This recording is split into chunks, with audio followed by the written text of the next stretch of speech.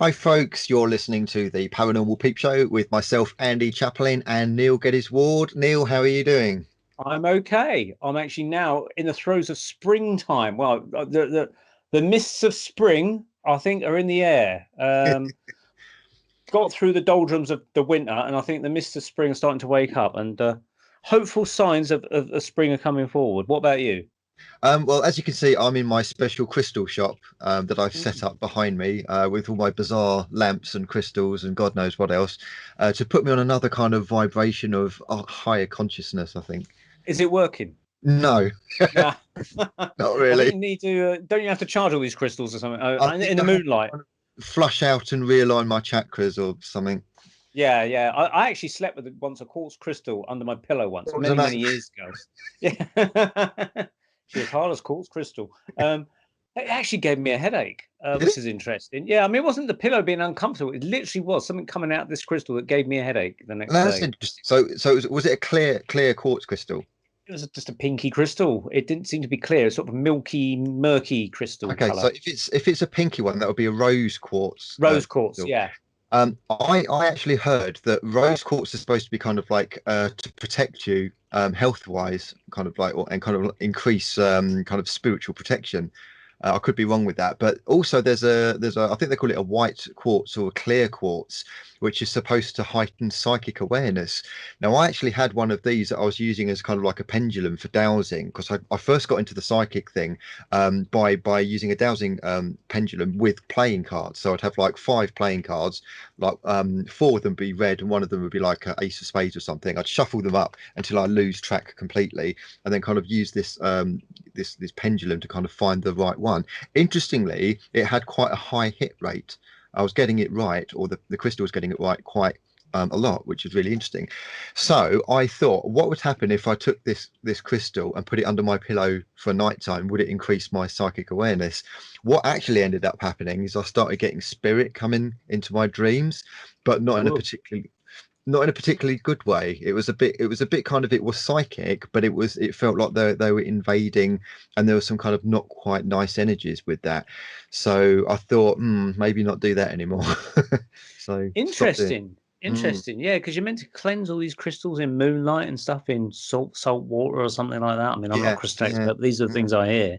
And I always doubted their ability, but then I started to think about it and I thought, well, hang on a minute. You get crystals in radios, and then you get mm. quartz crystal digital watches and things like that. And Um, lasers as well. lasers as well, yeah. So they obviously Yeah. have some use, even if it's not quite the use that, the mystics will assign to them, maybe. But there's Well, obviously something.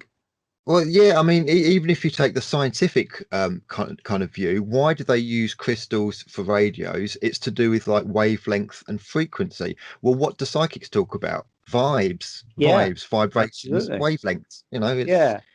and the same Although, with lasers as well. So lasers, you've got kind of, you've got crystal lasers and you've got gas lasers. So I think I'm right in saying the crystal lasers came first, and it was ruby crystals that they used first of all. But they couldn't use glass and they couldn't use anything else at that point. It had to be a crystal ruby. So why that? Again, hmm, it's down to there have to be a certain frequency that it just wouldn't work without it. So I was fascinating. told by this channeler medium, oh, going back many, many years ago now, probably about 35 years ago. Crikey, does time fly? And he Hmm. did this reading on me, and he said that in a previous lifetime, I was some guy in Egypt that worked with crystals, and I always remember that. I, there's no way I can prove it, but I Hmm. just thought it was quite an interesting thing. Um, by the way, I don't know if you caught that Netflix series, have you? It's called The Surviving Death, and it's on Netflix. It sounds interesting, but I'm not on Netflix because I don't like paedophilia. And Oh, right. after the whole cuties thing, nah, sorry, not Yeah. for me. No, I actually never saw any reference to that at all during my. I mean, I'm still on Netflix. I never, because normally they say about all that sort of stuff, and I never saw it at all. So they must have pulled the show straight off as soon as it got into trouble of some sort. So, I thought they were still endorsing it and not apologizing for oh, it. really? See, I've never Yeah, even seen it come up on my, you know, interest to search. But I yeah. did get this show called Surviving Death, which I've only watched three. I must catch the rest up. But some of it's very interesting. It's written by Leslie Keane, presented by, well, sort of semi-hosted by Leslie Keane, who is the UFO research journalist who was Mm. involved in the Nimitz stuff going on the Washington Times Okay. information. So she was more of a UFO person. So for her to now be talking about life after death, she's suddenly changed her approach. Not that she's not into UFOs still, I think she is, but she suddenly had this experience with someone dying, decided to investigate life after death, and out of that came a book, Surviving Death, and Mm. now this series on Netflix. But there was this in the third episode or fourth episode, there's this Dutch lady who is a physical medium, and she works from a place in Holland, but they did bring her to America, I think, or the Americans went over there. I'm not quite sure which. And there's a whole family of them, and she met them in the day and gave her, a little spiel about what she does. And she was introduced to all the different members of the family. And then later on that night, about 4 or 5 hours later, she's in her little trance cabinet and she starts Mm. producing her funny voices. And one of them was this little boy called Johnny from the other side. Johnny Boy, he was called. Yeah. And she talks like that. Hello, it's Johnny Boy. And me and my girlfriend, well, I mean, we just That's couldn't when you stop lose it. laughing. Yeah. And of course, all the information that she was giving these members of the family. Oh yeah, you like cars, and you're involved with fish, aren't you? And you hang them up, and they were going, my God, that's true. I work at a restaurant where we do hang them up, and yeah, I do like cars.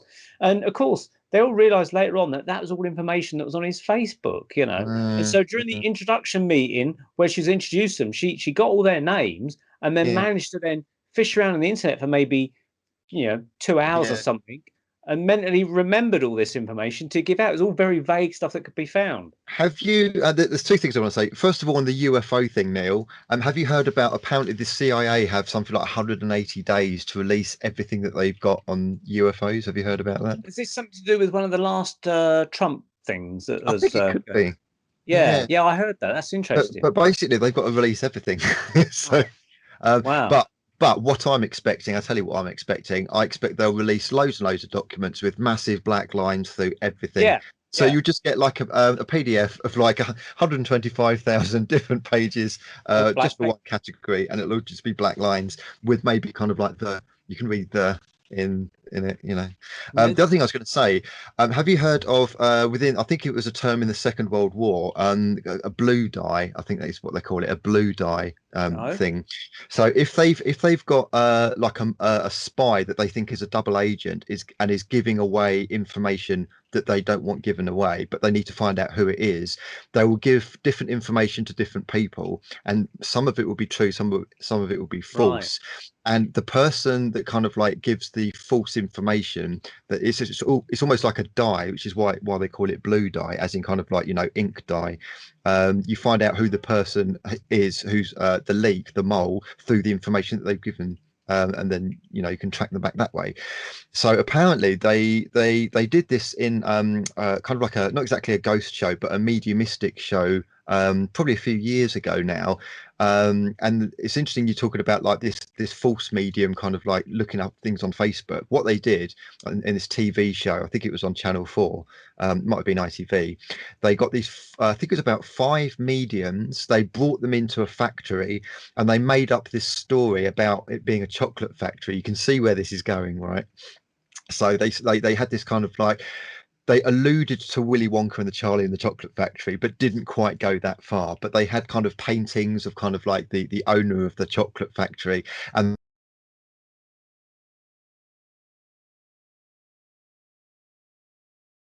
mediums, except one, all of them started regurgitating, oh yes, I'm getting things about sweets and chocolates and confectionery. And at the end of the show, basically the host of the show said, look, this isn't this actually was like a steel works. It's never been a chocolate factory. The painting on the wall is quite a modern one that we created to make look old. All the information you've given us is actually off a website that we've given out online just to see, and this is kind of like a blue dye process. This is the link with the blue dye. And they basically all got uncovered as frauds, these 4 meetings, except for one, and I think his name is Kevin Wade, and he's actually been on the psychic circuit, and I've met Kevin. I think he's a decent guy actually, and he when he was going around this chocolate factory, he said, I'm not really getting anything. I'm not really picking up. He mentioned nothing to do with the chocolate factory, so obviously he didn't go on the website, and the others did. Now, what really annoys me about that is it then kind of tarnishes all other Mm, psychics and all other mediums. mm. And that's Yeah, that's quite annoying because our job is hard enough as it is without, kind of skeptics and kind of people running up against us in that way. But for kind of people to just jump on the bandwagon, oh, I'm a medium now, and then just kind of troll things on Facebook and websites, it's bad, very, very bad. Well, the interesting thing is that this Dutch medium said at the beginning of the program that physical mediumship has been tarnished by fraud, and so this is why we have to unfortunately take all these precautions, like tying ourselves in chairs and strapped in and stuff like that, to show that we're not doing fraud. And yet later on, she was the one that was doing fraud, well, alleged fraud, should I say, by looking these things up on Facebook. It doesn't help, does it? I mean, Colin Fry got busted as well, and he said, "Oh, the spirits took me over." When I think he grabbed a trumpet and played it and put it back down on the table in the dark so people couldn't see it. That was when he's channeling the ghost of Roy Castle, wasn't it? It's just very, very annoying. And in fact, there's a friend of mine, Ashley. Oh, actually, we've interviewed him, Ashley Darkwood. You know Ashley Darkwood? Ashley, yeah, I was in a circle with him. Yeah. Oh, okay. Yeah. So you do know. Yeah. Basically, he's been on a TV show in America recently. I think it's called something like Unexplained or TV's most unexplained paranormal things.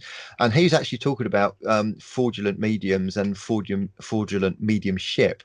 Now he runs a spiritual circle himself, so he's not anti-psychics and anti-spiritual people. It's just that he's just as pissed off as I am that there are people out there doing this kind of thing, because it does ourselves no favors whatsoever, and it gives fantastic ammunition for people to sit back, the James Randys, etc., even though he's passed on, but whoever takes his place, to just say, oh no, it's all a load of rubbish, they will make it up, it's all just fraudulent. And yeah, that's annoying.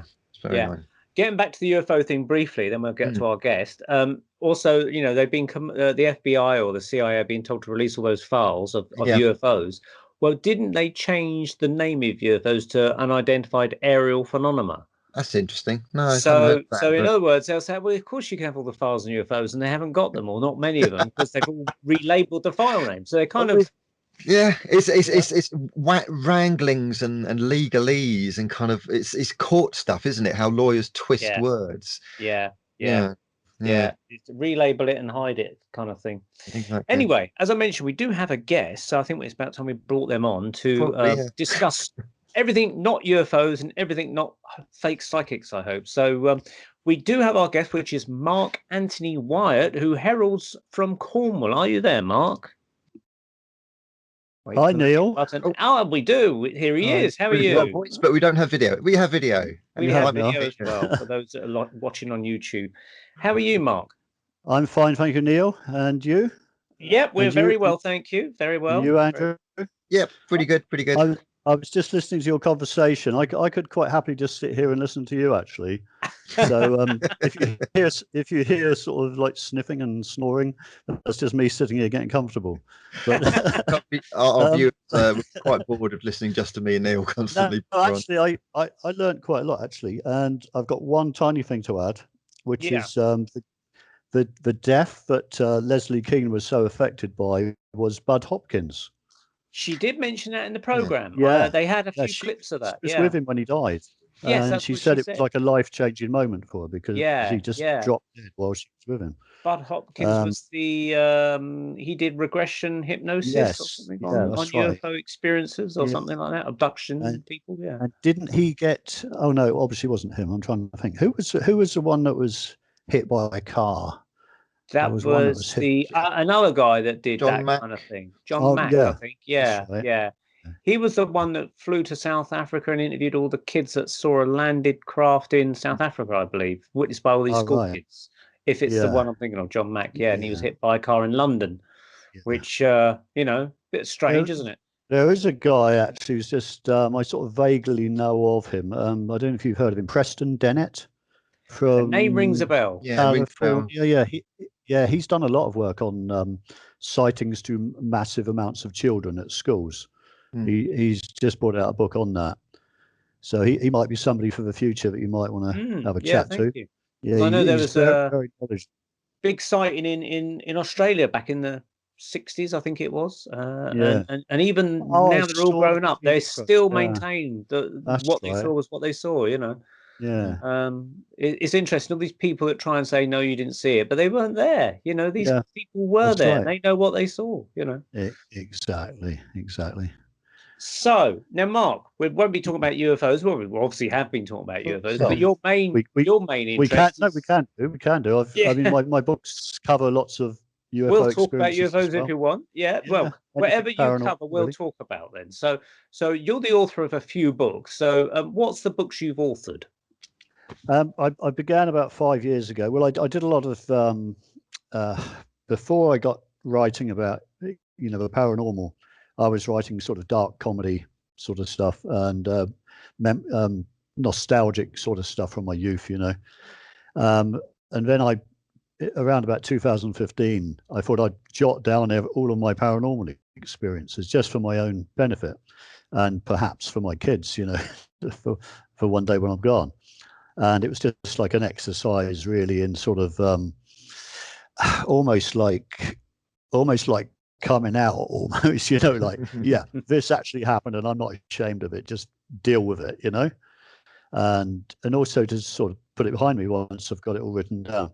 So I called that first one Wyatt's Weird World. And that I've temporarily taken it down because I remembered a few other bits and pieces and had more information on one of the experiences. So I'm currently updating that one, and I'm hoping to get that out again maybe within 2 or 3 weeks. Is your website www.www.com? It was, but I don't use the website now. I just found it a bit of a time waster, really. But yeah, it was. But then about 2 years ago, well, I've been working on these for about 4 years. Let's see if I can find. I wrote The Spirit of Cornwall, A Haunted Legacy, volumes 1 and volume 2. There you go. Yeah. And I did everything in it. I mean, literally everything in there. I even did the covers for photographs of my own, and but it's not just a list of. Okay, so it was originally intended to be a collection of other people's experiences because the first book was just mine. Mm-hmm.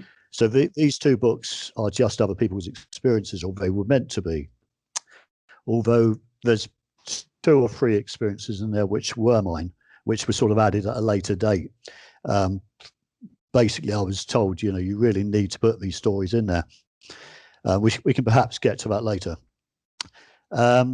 So they're more than just a list of paranormal, they're not just another random collection of ghost, UFO, and so on stories. There's like a theme that runs between it, and it's all to do with the nature of Cornwall itself. So there's a bit of everything in there. There's a little bit of science, quantum physics comes into it. We've got a lot of literature and sort of esoteric stuff really that sort of ties in. Crowley gets a mention occasionally because of one of the experiences, one of the stories. So it's a collection of experiences of other people, UFOs on the North Coast and also right down St Ives area. There's too much to sort of just list it all without going through the chapters, but there is a theme going through it. So it's written in a way that literally every line I took a lot of care with and went back over and over and over to make it flow and make things fit together better so that it wasn't just somebody gives you a story and they write it down and it's just jumbled up, just notes, or and I basically make that more interesting for the reader. That's my sort of super skill, I think, if I've got one.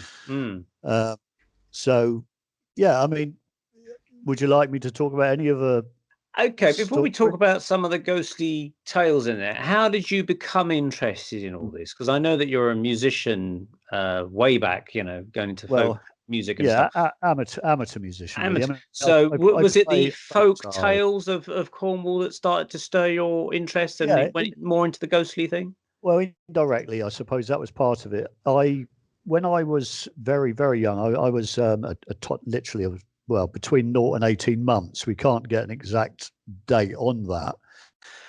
My father had an experience, and we lived, I should explain. So we lived in Surrey, and we were in a very wooded, beautiful, hilly area with a stream and woods and so on, where there was an old gunpowder works. And although I was born in the nearby town of Guildford, I was raised in a haunted gunpowder works. I mean, obviously, I didn't know that at the time. How old was it? I was. This was 1960. I was born in March of 1960, and I was there for 18 months. Gunpowder works. Oh, sorry. Yeah, that goes back to 16. I haven't sort of looked at this recently, but I think it was about 1620 something. Wow. And it was eventually went out of use in about 1919. I think it was just after the First World War. And there were what they did when the factory went out of use just after the First World War. It just was left to sort of rot, really, to decay. And eventually they put some. They got the magazine buildings, which had extremely thick walls to protect people from blasts. And they turned them into cottages, and various other buildings were turned into dwellings, to families to live in. And the local council were renting these places out to people who at that stage couldn't afford houses. And that's how I ended up living there as a baby. Now, I've only got the one memory of actually living there.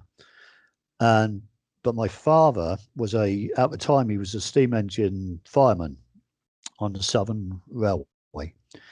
And he used to have to go to work at odd times, as they do, these railmen and posties and all that. So he would go out all hours of the night and morning and come back at odd hours as well in the dark. And he was sort of working there for, well, when we were living there, I'm trying to think now. They were there obviously before I was born for like about 5 or 6 years, I think. So in all that time, he only had the one really odd experience. And when I heard about that experience, because it was actually, you hear people say, oh, well, these experiences tend not to be frightening. I mean, in my experience, that's true. None of my experiences have ever been frightening, really.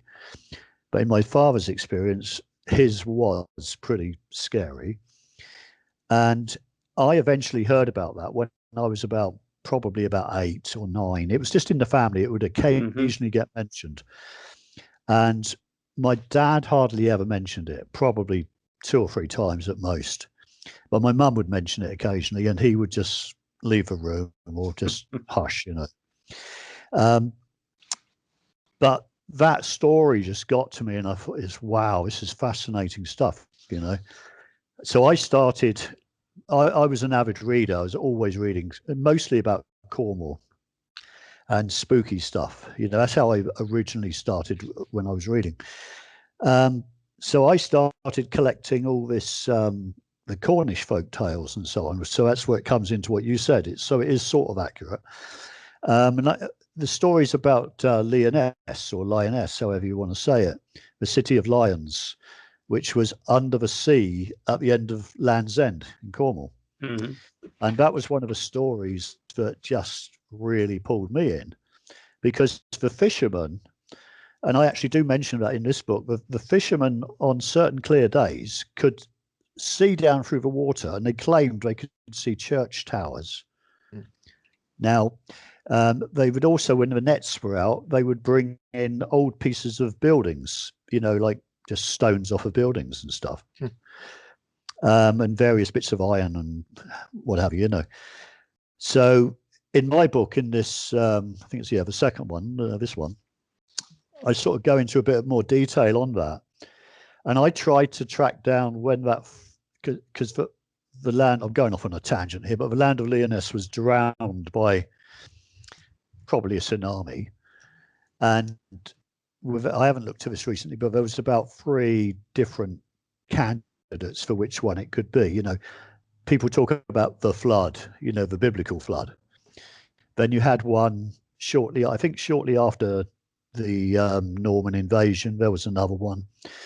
And there was another one as well. So I mean, it could have been any one, but when you tie it all together and you look at, there was supposed to have been a lot of churches flooded. Well, straight away that counts out anything sort of pre-Jesus. So that's what narrows it down. So basically, I did a lot of detective work on that. So it's all in the book, and sort of I think it happened around about sort of Arthurian times. Mm-hmm. And I don't go into King Arthur in these books, but King Arthur, from what I can gather, I've dug into that a bit. There was more than one. I've heard that as well. Yeah, because the years, the span that the stories are there. No one man's going to live that long. So So anyway, sorry, I've gone completely off on a your tangent. father's experience, I'm really intrigued about. Okay. Well, again, obviously it's secondhand. So what happened to him? He was I'll try and set the scene of it. So we lived in this old factory, as I say, on the side of a fast-flowing stream. And it's got all the relevant wood around that you would need. I think it's alder, but you would need to make gunpowder. So it's a very dense place. You're sort of living in amongst the woods. And it's very, very rural. I mean, extremely rural. Now, this was like sometime between well, I suppose could be like late 50s on to, trying to think, halfway through 1960. Because at that point we moved. So I know it didn't happen after that. He was, as I say, he was a steam engine fireman. He was coming home from work sometime around, I think, about 4 o'clock in the morning. Got quite close to home, and he was just cycling along, and he notices that something is following him. And again, this is so long since I've even looked at this, but his experience was that he went past. No, sorry, I got it wrong. He went past the guy. It was illuminated, but he thought that was just like the lights of a bike or something. As he went around this thing, he went to talk to this man. He thought it was a man cycling, middle of nowhere, dark, and he went to tell him that he had no lights on or something like this, because he didn't realize there was anything odd about it, really. And this character on the bike evidently had no face. I mean, I know it sounds crazy, but that is what. Now, he came back, and we only had this from my mother. So, because he would never talk about it, hardly ever. So my mum said he came in to this little house that we had back in those days, slammed the door, and basically just slipped down on the inside and just up against the door, and just could not speak for a long time. Every time he tried to speak, it was just like he was shaking. Crikey. He was really badly affected by it. Now, when I put all this down, I mean, my memory on it is very, very vague, because I put all this down in my first book 5 years ago, and I've done a lot in the last 5 years. But when I wrote it all down and I got all the history to try and find out a bit more about the actual history of the site, there were no other stories from anyone else. I could not find anybody who had a similar story from the same area. Then I think it was about 2 years ago, I joined a club on a Facebook group. It's probably more than 2 years ago now, which was from that area, just on the edge of Guildford. And somebody contacted me and said, "Mark, you should look on there. There's people talking about ghosts at the old gunpowder works." So I jumped on it straight away to see what people were saying. And people were coming out of the woodwork saying, "Well, this happened and that happened." So, which is one of the reasons why I took the first book off, because I've actually got. I see. Yeah. One of the guys who's got an experience that he had at that old factory, who I didn't even know at the time I wrote this first book. He actually lives in Czechoslovakia now, and weirdly, through this story, he's become a friend of mine. Mm-hmm. And he's had other strange experiences too. So we'll be meeting him to get his story and sort of weaving it into the narrative, because it sort of backs up things that my dad said. Pete, one of the, I should explain. So you've got this old factory in the woods and a stream running through it, and all these old relic. And now English Heritage have it, and they've tidied it up a little bit too much, really. It's, like when they take away the magic and mystery of a place, it's all smart and tidy. They've cut all the ivy and it's all been processed. It's just not for me. I mean, I preferred it as it was, just very mysterious, But just along a short footpath, there's a pub called the Percy Arms, which is a really good little pub. And the Percy Arms used to be used all this stuff my dad did not know when he had his experience. I mean, he wasn't interested. He was never interested in this spooky stuff, he just wouldn't really talk about it. But in digging into that story 5 years ago, I found out so much about the place. And the Percy Arms pub, which is probably, a couple of thousand yards away from the site, they used the cellar to store dead bodies after explosions at the factory, which happened frequently. Don't order the pies at the Percy pub then. Right. Definitely right, yeah. So the stories, which when you start delving into the history of the works, when these blasts went off, it could be a little thing like somebody, like they used to have the hobnail boots, and they'd set a spark off, and that would get into maybe a barge on the river with the gunpowder in, and that would go, So they would find, and it's a bit gory, but they would find bits of people in the trees, and literally hundreds of yards away, on rooftops and stuff. They'd still be finding. That's how powerful this gunpowder is. They were supplying. It's actually at the heart of the British Empire. They were supplying one. They were one of only 3 gunpowder works in Britain. I think one was in Cumbria. One's near one me. was in Essex. Are you in Essex? No, but the Royal Gunpowder Mills in Waltham Abbey. Actually, might be Essex. Yeah. Waltham Abbey, I think, is Essex. But yeah, I've been on a ghost hunt there, actually. Yeah. All right. You probably have the same experiences there then. In actual fact, at the Royal Gunpowder Mills, I didn't really pick up that much. There wasn't a lot of activity happening, bizarrely, which is supposed to be quite. Maybe you should go into the woods. That's where all the bodies are, in the trees. So yeah, they would store them in the pub until such times as the local vicar, I suppose, would come along and take them away for burial. And also by the pub, it's like a sort of perfect storm almost. You've got the gunpowder works, you've got the stream. Now, paranormal stuff you quite often find around water, won't you, as well? Yeah, so you've got the water, you've got gunpowder works, you've got a pub that held mangled bodies of people who didn't know they were going to die until boom, gone. You've got a railway line, the line from Reading to Gatwick Airport, runs right by the pub, sort of just opposite the pub. Like you could literally throw a stone to the line, and then just across the other side of that level crossing, I've found out in recent years from these other guys, but it's quite a common thing for people in this village. It's called Chilworth. If they're out and about in the early hours of the morning and they're driving around that area, to see these old mill workers, these gunpowder workers. I mean, they don't know they're mill workers when they first see them. They just see a group of guys walk. Now, there's a little lane opposite this pub. It's so awkward explaining things without pictures and stuff, but the other side of a railway line, there's a little lane that weaves its way up, winding up to a village called Blackheath. And people see these men in a group sort of just walking on, shuffling along the lane, and they slow down in their cars thinking, well, I know there's a group of guys there, they'll be round the corner, it's all winding, you see, so I'm going to slow down because I don't want to run these guys over, because they're in the spotlights of the car.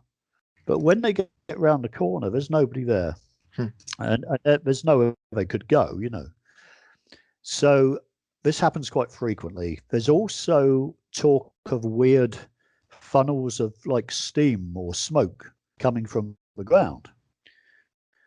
So these are all the bits that I learned after writing the book. So my book is focused on the history and my dad's story, whereas all these other things have come in later. You know, even though at the time when I tried to find all this stuff, I couldn't find anything. But it's also there's a paper in Guildford, the nearby town, called the Surrey Advertiser, and they did a feature on it as well. But there are a few books about the gunpowder works, but they're written by people who have no interest in the spooky side of it at all. You know, it's just history. So when people's headlights shone on these figures, did they not see kind of like the type of clothes that they were wearing? Yeah, they said they were like almost like bakers. They looked like bakers. So they had like the old-fashioned bakers. They had like baggy sort of smocks, baggy trousers. It was madness. Madness. Yeah, I was just thinking that. What I'm intrigued with is that the headlights illuminated these figures that presumably aren't there. Yeah. How does the light bounce off them? You know, I mean, it's a weird one, isn't it? Yeah, it is. But I mean, it does happen, doesn't it? I mean, spotlights pick out planes, don't they? That aren't there? You know, I've heard of ghost planes that are illuminated. You know. Yeah. And this thing about that your dad saw with the faceless figure, I mean, this is actually quite a common thing. You know, some people do see a lot of these kind of like spooks with no faces or no eyes, like bizarre things where almost like glitches in I don't know what you'd call it, programming or the Matrix, where it creates the full body, but for some reason it misses out the face. Very bizarre. Yeah. Sometimes the legs are missing, aren't they? Or the arms, or whatever, you know. Depends on what the level of the ground is that these historical ghosts are at. You know, like the Roman ghosts of York with Harry Martindale. You know, you couldn't see their legs until they reached where the Roman road was, and their legs appeared. But it's interesting that you know, you talk about there's quite a few ghosts where they don't have faces. I remember the story on Arthur C. Clarke's Mysterious World back in the early 80s, and there was someone on there that spoke about the fact that their daughter, who was like 2 at the time, kept talking about the man with the towel over his head, kept coming into the room. And the mum didn't understand what she was on about. And then one day she said she was putting her daughter to bed.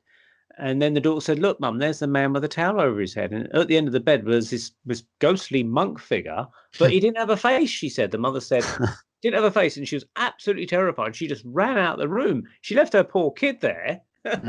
And she ran across the road to the neighbour or something, you know. Yeah.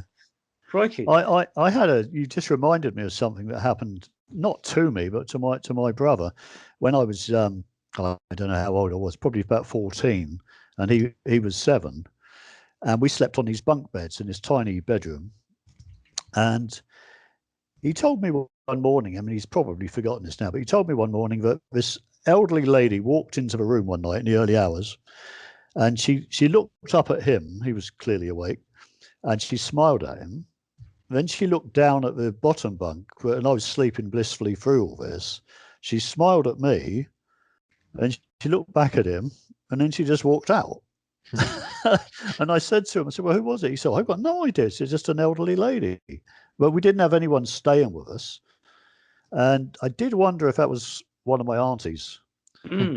Who had, I think she died fairly recently, you know, so it may well have been her. But strange. What I'm finding interesting about this gunpowder, and this is purely on the historical side of things, is that maybe where Andy is or where you were, is that any of that gunpowder may have actually been shipped up to London, which eventually was found in the gunpowder plot. So, you know, the gunpowder had to come from somewhere. So, you know, exactly. which was it shipped up to London and used by Guy Fawkes and his colleagues or something? So interesting. So getting on to Cornwall, then obviously you ended up living in Cornwall many years later, and you started to investigate the ghost tales of Cornwall. And did you actually see any ghosts there yourself in Cornwall? I've seen a few things. I mean, Really? over the years, I've seen quite a few things. I mean, we mentioned just now about the faceless. Well, I've not seen faceless. It's weird actually, because one of my well, I used to be a landscape gardener, and one of my customers was like very sensitive to seeing spirits and stuff. And he said to me one day, and we were just, I hadn't actually told him any of my experiences. And he said to me, he said, I always know when someone's not telling the truth. He said, if they say they've seen a ghost. And I said, well, how do you know? And he said, well, he said, if they start describing their face, he said, I know. And I said, well, how's that then?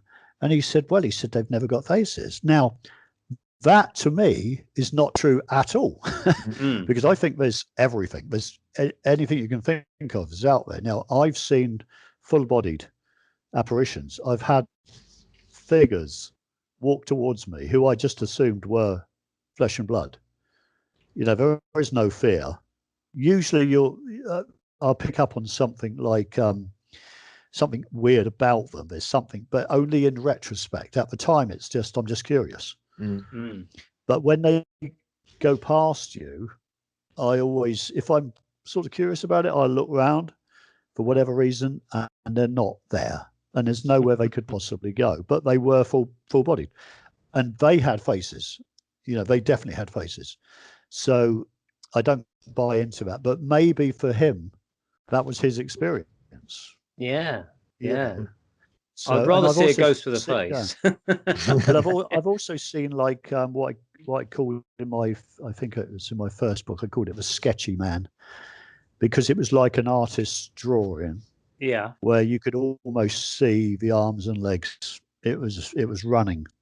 That, when I say that, technically it wasn't in Cornwall. It was actually on the border with Devon. It was actually in Devon, really. So I'll tell you that one. That was my eldest son was doing a gig in Barnstable. They had a music college there, and it was like a very, very windy night, and like really, really bad night. And I drove him up through, it's difficult, but from Bude on the North Cornish coast to Barnstable. But instead of going up the A39, the Atlantic Highway, which sort of hugs the coast, you can sort of go inland, and it sort of weaves in and out of these sort of forestry areas, but there's the occasional bit of high ground where there's like villages, you know. And we were coming back afterwards, and I had my son and my daughter, I can't remember which one. One was in the front, one was in the back. And we're just driving through this little village, and it was lit up, you know, with streetlights. And I saw this figure just run across the road, like ahead of me, like not in front of me, but like, I don't know, 100 yards or so in front of me, just really fast, like a flash. And it was like somebody running for their life. It was like they were running very, very fast. But it's difficult to explain this, but they ran. So if you imagine, I'm in the car, they're sort of 100 or plus ahead of me. They cross over. So it's a narrow road, two-way road, and they were lost to my vision when they went through something. It was either the wall or a fence, but I couldn't tell from where I'm sitting in the car at that point, right? So I'm curious about this, and I was, as I drove forward, I was looking to see where it might have gone, looking for an open gate, a footpath, a door that's open, anything, you know, because there was a cottage, but the cottage was roughly where the person crossed. So I'm doing these hand signals you can't see. So I figured that there must be a footpath or something, because there was this fence, like 6 foot tall wooden fence, panel fence, all the way down the left of me as I'm driving. And so I'm thinking there must be an opening, because that whoever it was went through something. It didn't stop. It just went gone. But there was no opening. There was no gate. And the door of this cottage, by the time I got there, like a few seconds later, the door was closed. There was a light on in the front room. It's like a little cottage with, you know, 1 up, 1 down, or whatever we call it. No, 2 up, 2 down, isn't it? So whatever it was, I either went through the fence or it went through the wall. But if you imagine, they butt up to each other. But from my position, when I saw it, I couldn't tell. Does that make sense? Did your kids So- see anything, or No, was it that was the frustrating thing, because I said to, I think it was my daughter in the front and son in the back. One of them was awake but didn't see it, and the other one was asleep. Now, the weird things about this is really weird. So I saw that and I thought nothing of it, because I see, well, you know, from talking to me before, I do see stuff and I hear stuff more than see it, to be honest. So to me, it wasn't that unusual. But a couple of weeks later, my same son, who was like rehearsing and playing in bands and stuff, have you heard of a place called Clovelly? It's on the North Devon coast, but it's just across the border. Might have driven through it, perhaps. Yeah, you wouldn't forget this place. It's like on the side of a cliff, and it's really, really sort of quaint. You know, it's got a little harbour, but you can't take your car down there. You have to leave your car at the top, and they've got like sledges to put food and stuff on to pull down. Oh, crikey! Yeah, it's like that. So anyway, it's a few miles into Devon from Cornwall, and I was driving up to this place, and they've got a village hall right at the top of the hill. So you got a cliff, and it's up this hill. Then you got the main road, and I had the family with me, except for him, because he was already there with his girlfriend and the band. They were rehearsing in this village hall. So this is like about 2 weeks later. So we're driving along, and we get a phone call from his girlfriend saying Dexter's had a bit of a shock. So we said, well, what's the problem? So she said, he's just seen a ghost. This was about a Sunday afternoon, about probably, I don't know, 6 o'clock or something. It wasn't, you know, it was just a normal sort of evening, just beginning to get dark. And I had to smile, because up to that point, he'd never experienced anything that I knew of, and he'd never talked about it. And I think he always felt that, oh yeah, Dad's telling his stories again, you know. But now he's seen something, so which amused me. So anyway, we get there, and I ask him what did he see, and he was genuinely sort of quite shocked by what he'd seen, you know.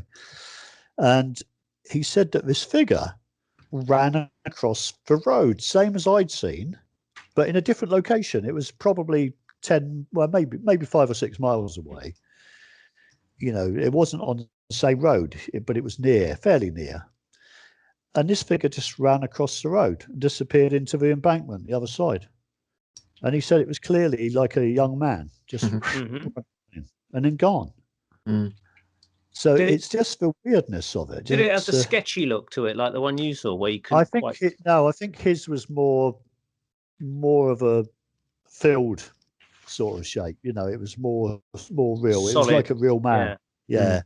When you say sketchy, can you describe that a bit more? How would you mean by sketchy? Yeah, like I think the classic example, I would say. Have you ever seen the? Because I last time I watched this, I thought, yeah, that's what it was like. Do you know the Aha video? I know exactly what you mean. Oh yeah, the drawings, a bit like that. Yeah, like drawings, like really cool drawings. You know, I've always loved that video. It's just so cool.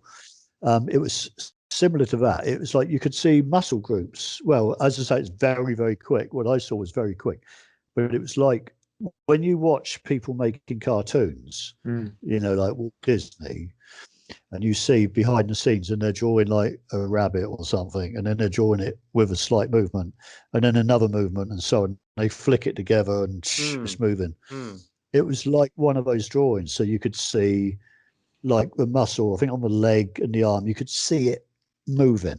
You got to wonder what the hell is going on with that, because I mean, it's kind of, if it's like a ghost or an entity or something, you know, presumably it would have some kind of form that is similar to us. So why is it presenting itself in a cartoon sketch? I wonder whether it's because it's coming from another dimension around us. Yeah, we're not literally like you said earlier, the whole information, aren't you? Yeah, like a ghost like channel. you said about the towel around the head. It's a similar sort of thing, maybe. Yeah, that's the only thing. But that's the only one I've ever seen that was not fully formed. The other things I've seen have been, I mean, I saw one in Northumberland because I lived up there for a while, and I was at a mine. Trying to think of the name of it. Oh dear, what was it called? Oh, my memory's gone. It was no, not Ashington. It might have been Ashington. No, it doesn't ring a bell. But it's north of Newcastle anyway. It'll come to me later. And they had an open day in the summer. Well, there were lots of them. And we had friends who lived up there. We still do. And they work for English Heritage, for heritage people. And yeah, the name's going to come back to me in a minute. Anyway, there's a couple of them, and the lady Deborah worked at this coal mine place, and it was a busy day, lots of people milling about, families, and this is when my kids were very young, and I'm walking along just through this open field, and there's like displays and things over on my left, and there's like a full-on mine. They've got all the old buildings there, and they've got history tours and stuff. They've even got, I think, an underground place where you can go down and they turn all the lights out, and it's pitch black. You can't see your hand in front of your face. But I'm just walking along, and I see this guy walking towards me, or towards all of us, and he's probably, I'm 6'1". He was probably around my height, maybe a little bit less, but he was bigger built, and he had like dark clothing on. Like he was a miner, you could tell he was a miner. My instant reaction was, what they call role play people. Reenactment. Yeah. So I see him walking towards me, and I'm thinking, that's amazing. You look the part. He was great. He had he had a jacket on. It was like loose, all sort of quite loose. It was very dark. Everything was dark. He looked like a real man, right? He was a real man, a manly man, And as he got close to me, and he's sort of looking at me, and I could see full on, I could see his face. I'm looking at him, and it's just that moment where you're curious about someone, and you're just looking at them. And the thing I remember was his face was covered in like black coal dust, and his eyes stood out, a bit like, how can I explain it? They stood out because of the blackness.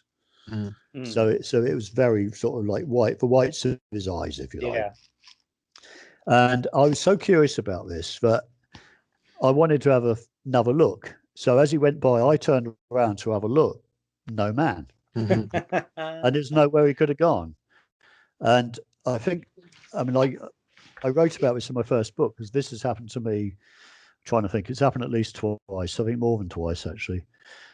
And I call them walk-bys, because that's how it appears to me. It's like they know. It's like they whatever it is, this intelligence targets somebody because they want to be seen. Now, my family did not see that man. I didn't say to them, "Oh, look at this man." I just assumed that they were looking. In fact, it would have even been quite rude to have said it, because he was quite close. And so anyway, after I mentioned it, and they're like, "Well, we didn't see anything." So we went over later in the afternoon, we went over to see Deborah, who works for English Heritage. And I basically said to her, I saw one of your, I just played it like, well, I saw one of your reenactors earlier. And she's like, well, what reenactors? We haven't got any here today. So which sort of confirmed what I was thinking anyway. And I've had that happen in the place that this is all very confusing for listeners, but they worked for English Heritage. She had just been sort of promoted or sideways shunted to that place, but she had worked at Prudhoe Castle, which is where I lived for 10 years nearby. So I had access to that castle for like about 8 or 9 years. I could just go down there to see my mate, and I got to see parts of the castle that weren't open to the public. We went up on the battlements in the summer and enjoyed the view out with all the young ladies sunbathing. And I'm not ashamed to say, but it was a fun time. It was, and it was some of the places he took me were a little bit precarious for the steps, and I probably wouldn't do it now, Hmm. with vertigo and stuff. But what's I saw interesting with this guy that you saw with the face is that there could have been a crossover with dimensions. So he appears as like an apparition to you, but I wonder if you were an apparition to him in his day. Do you know what I mean? Yeah. There is a story. I've heard a story about, I think it was in Australia, where a lady was in a car and she was driving towards these lights, no one else about except for a car coming the other way, which was very old fashioned. And then the lights changed and she'd been looking at this car and she said that there was a lady in the car who looked really scared and she was panicky and they passed very slowly. And I think she spoke to her and said, "Are you okay?"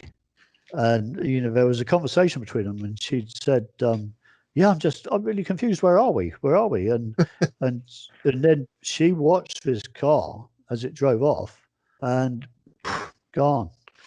So Bizarre. again, in and out of different timelines or something. I don't know. That's real. I mean, we're just coming up to the break here. It just reminds me of a story again with two people passing each other in the night in cars, and this was on the Michael Aspel TV show, which was I think the early '90s. Strange but true. Yeah, that was cool. And this was I think it was a security guard working on some industrial estate or something somewhere. And part of his job was at certain hours in the night, he'd have to drive around the estate or the works factory or wherever it was, checking everything. And it was a big place. So he'd have to go around, the little roads in a car. He said, as he drove around in his car, he said he saw a same sort of vehicle, the one that he was driving, coming towards him. He thought, oh, just like my vehicle. So as he got closer to it, there was a guy, he said, that bloke looks really weird. He looks just like me. And as he got past him, he said, they both looked at each other and they were exactly the same person. So he said, I was looking back at myself, looking at me. Both with a state of wonderment on their faces. Yeah. But they say if you meet your doppelganger, then you're going to die. So it'll be. Well, he obviously lived to tell the tale, So, interesting. But, that even goes one step beyond what we assume a ghost is, Yeah. Not many tales of those sorts of things, but I mean, maybe they are, but people just don't want to sort of say them because they feel stupid telling people. Well, Neil, you're probably aware of my story of the driverless car in Stevenage. Yeah, now remind listeners about that one. That was, you overtook it on the way to the cinema or something. To this day, I have no explanation, and it sounds completely nuts. So get this: this was summertime. This was probably around about the year 2005-ish, quite a few years ago. Might have been before then. We'd go to Cineworld in Stevenage as a regular thing. Me and about 4 other guys, just to see regular films that were on. So summertime, we're driving from Stone to Stevenage along a dual carriageway. We come across this car that's going very slowly, and we think, oh, come on, let's just overtake this. So we go into the right hand lane, about to overtake. We look across, and I kid you not, there is no driver. There is no driver in the damn car. There's no passengers. There's nobody. And we're not just talking like a short person, not like I just wondered that. Yeah, little old granny. Or a dwarf or anything like that, because I was looking at the steering wheel, and bear in mind this was evening time, but it was summer, so it was light, you could see, and we were looking, and I just could not get my head around it. And I was in the back, there was a friend of mine in the front, and he said, "Did you just see?" And I said, "Yeah, there's nobody in that car." and we just overtook it and went straight to the cinema. What we should have done, if we could rewind time, is to follow it, or just find out what the hell is going on, because it really annoys me to this day that I have no clue what that's about. Invisible Man also going to the cinema. Well, the only logical explanation would be some kind of prank TV show where they've got like a remote car, or it's being driven in some kind of way people out. To freak people. But we've never seen it on TV. That sort of thing would not be allowed by the Highways and Byways Agency, would it? This is it, because it would distract drivers too much and presumably cause a crash. This is it. I don't know how they could get away with it legally to do that. Was it a current model? It was just a normal car, just like I can't remember what color it was. It didn't look like a super modern one.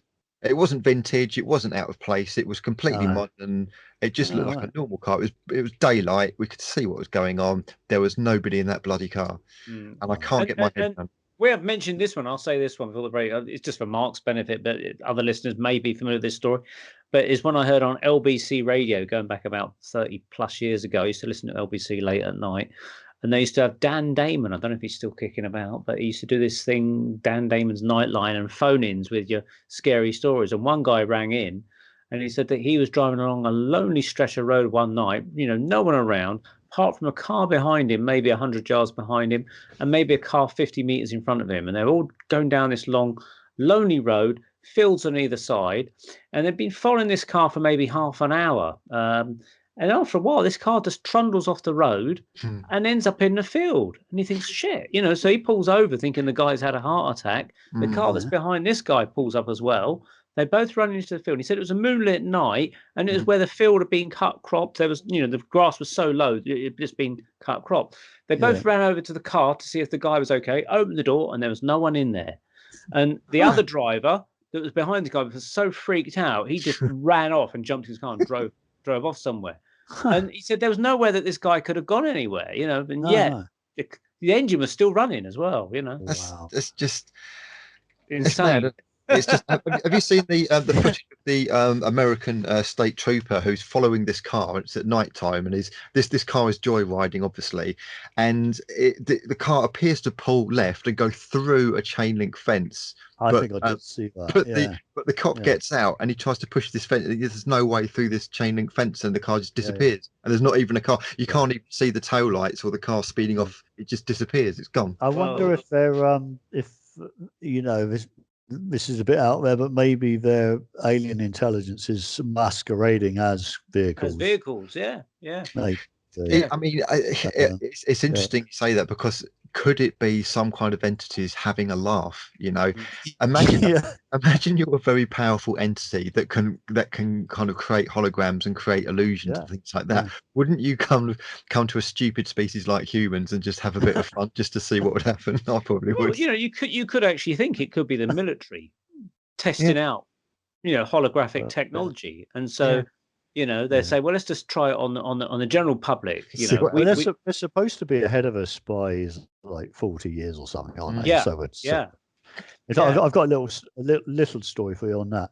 A friend of mine worked at I think it's Plessy Radar in Chertsey, doing sort of top. So he didn't have a fantastic job or anything. He wasn't like one of the boffins, but he was like running a small department where they did a small piece for a monitor screen. Well, that's what he thought he was doing, and another area would do something else for it. So he didn't really ever see the final piece. And one day he managed to, and I've got no reason not to believe him, but he eventually saw this huge TV, looked like a TV to him, similar to what we have now, like I've got on my wall the other side of his camera,